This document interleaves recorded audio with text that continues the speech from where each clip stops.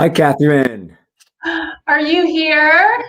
I am here. Good to see you. So good to see you. It's been forever. Wow. Well, thank you so much for joining us. I'm super excited. Are you here? Tyler Norris, I'm who is the here. CEO of the Wellbeing Trust. And he's here today to talk to us about mental, social, and spiritual health. Thank you so much for joining us. I'm super echoing. I think it's better now. Perfect. All right. So thank you for joining. Yeah, and I'm gonna hand it right over to you. Well, first of all, thank you so much for having me here, and so good to be with people from around the world, and to have been sandwiched between two of my most extraordinary allies. One, Moitrey, who I find one of the most thoughtful systems leaders globally, helping think about how do we change things at a system level, and Sharon Salzberg, who's a profound teacher.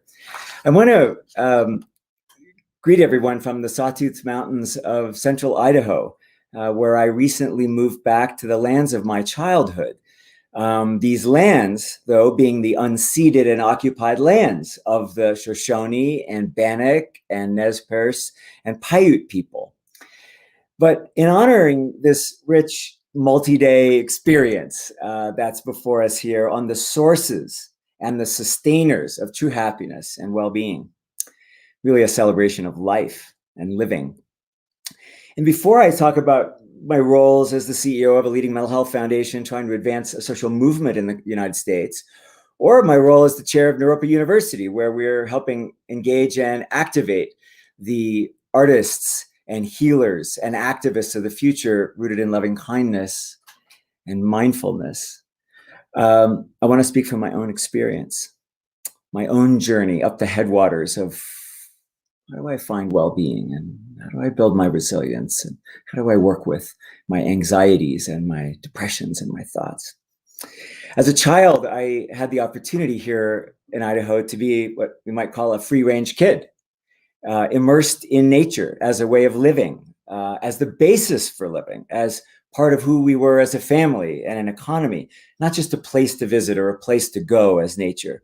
Of course, visiting nature is an extraordinary place when one has an open heart to allow the land to speak to us, to reveal our own nature back to us about who we are and how do we interact with greater forces around us, to in a way remember, literally that word, to remember, reconnect us into who we are. And so as a kid, nature became my first and most profound therapist. I also, growing up in rural Idaho, had the chance to experience tribal community. And the indigenous communities where I were more rooted, frankly, than my own Anglo culture, my own white culture. They were much more rooted in mutuality and co-identity with nature, co-identity with each other, not somehow separate from us. And when I was invited to experience a potlatch ceremony, potlatch means giving, sort of in shorthand, I witnessed a world that celebrates belonging, right? So no matter who you were, how out you might have been, you're always in the community. That was my experience, even with the teasing, and then it was in and in.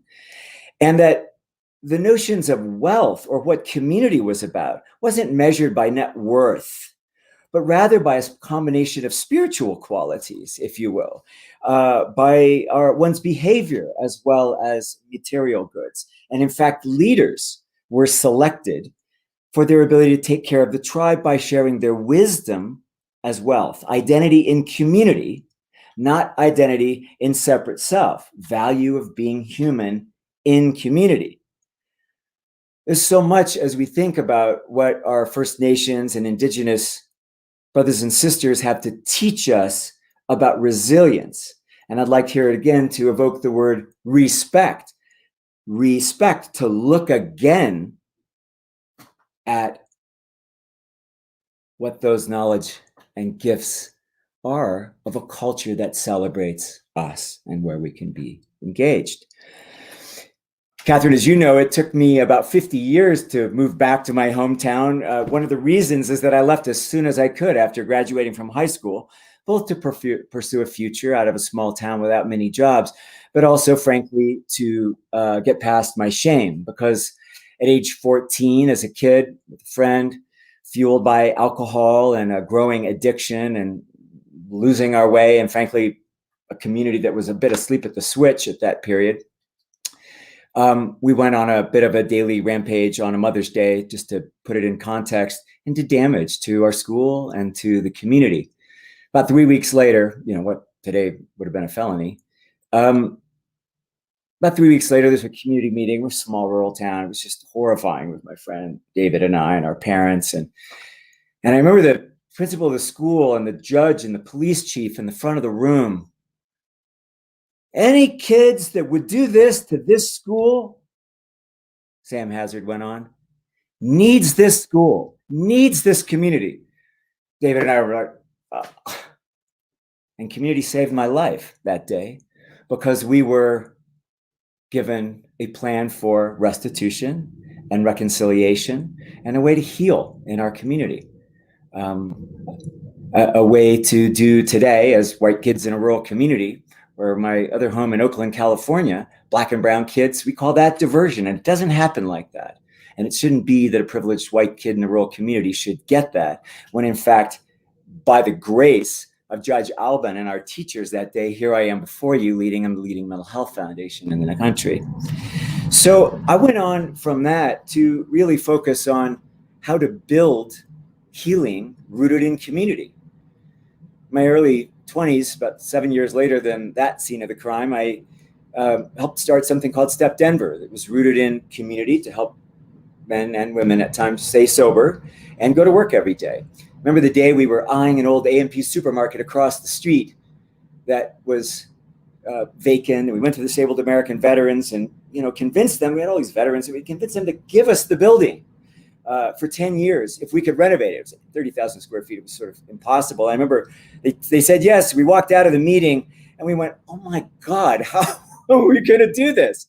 And there was an AE meeting going on and we were kind of overhearing this. And one of the guys said, we don't even have a blanket plumber. And one of the guys stood up and said, well, I'm a blanket plumber.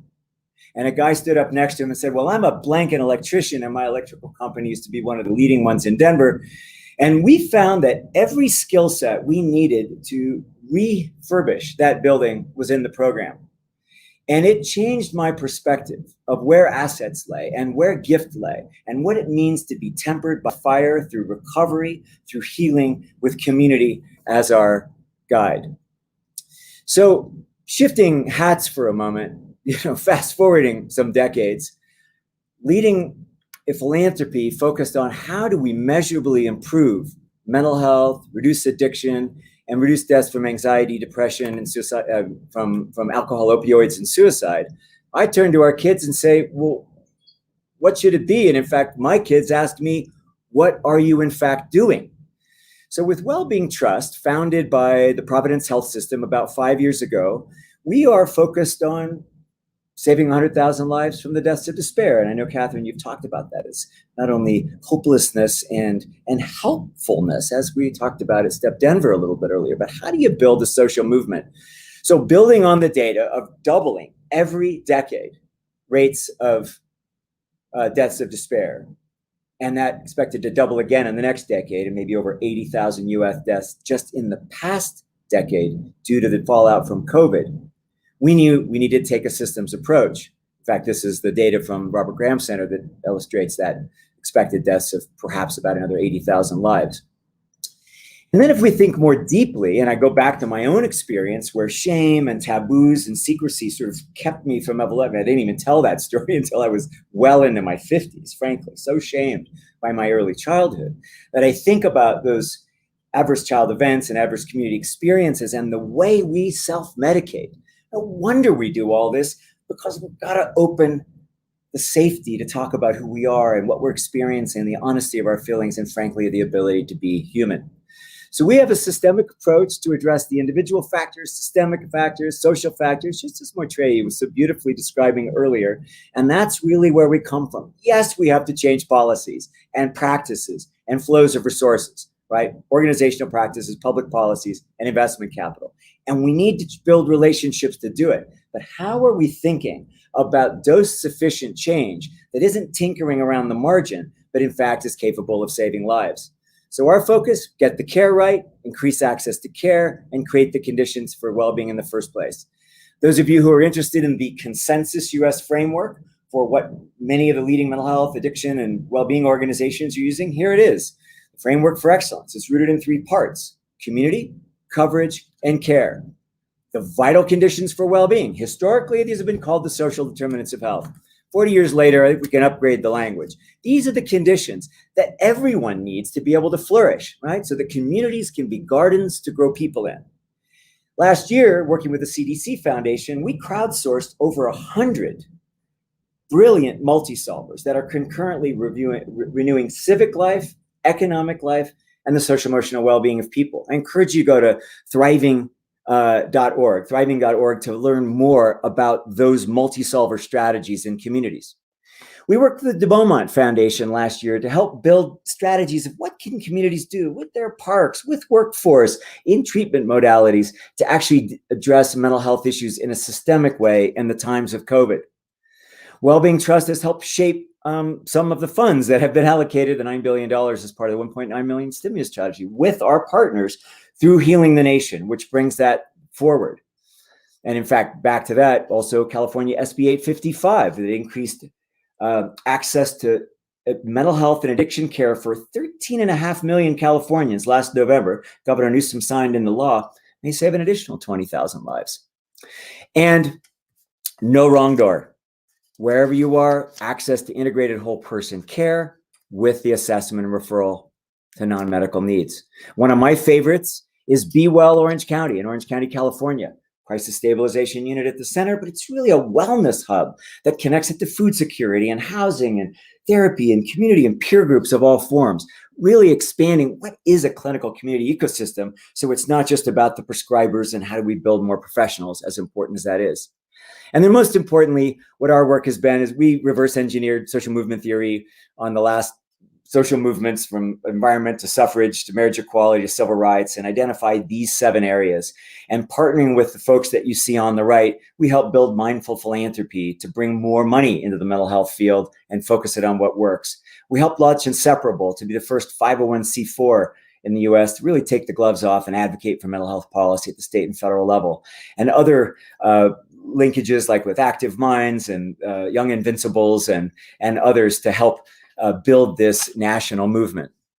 So I'm going to close and turn back to you, Catherine, with kind of, for me, what is a koan, which is what does it really take to secure a legacy? Back to those kids facing us in that earlier piece. What does it take to secure a legacy of intergenerational well-being for all, where we affirm the inclusion of people for who they are, or we inflict trauma and exclusion, where we are stewards of our responsibilities, and when we ensure that not only access to mental health and addiction care, but access to the vital conditions for well-being are essential to ensuring that we can create human flourishing for all and communities as gardens to grow people in. And with that, I'll stop. Thank you.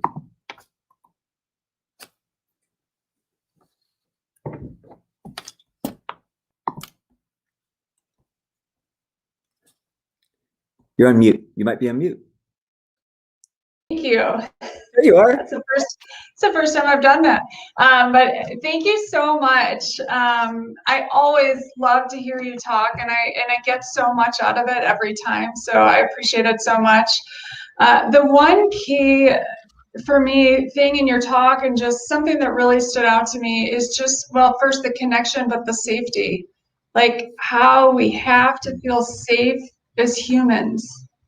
And I think if COVID has done anything, it's made us feel unsafe on so many different levels. And, you know, with the chaos and confusion and leadership, and just there's so much about it. And it's our basic fundamental human need, which you touched on, and is, I think it's really important that we, address that and talk about it. And like you said, create these spaces of safety for connection. So it's always, yeah, I'm so grateful that we got you on today and learn more about your work. You have been a leader in the space.